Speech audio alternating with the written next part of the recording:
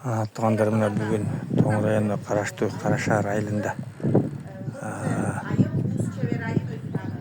Сабира апабыздың атындағы балабақшада кезектегі семинар болып жатады. Береді сол район бойынша балабақшаға тиесілі қызметкерлер, тәрбиешілер, заведующийлер келішкен бүгін.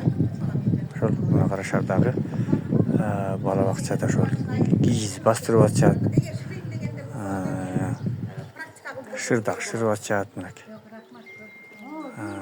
Қырғыздан бір ұмытып баратқан қада салттарынан да көргізіп беріп жатады. Сол балдарымыздағы көріп қалса шырдақ қырғыздікі да киізі. Сол мына бардық балабақша қызметкерлердің іштеріне игілік. Жақсы шара өткізіп жатады.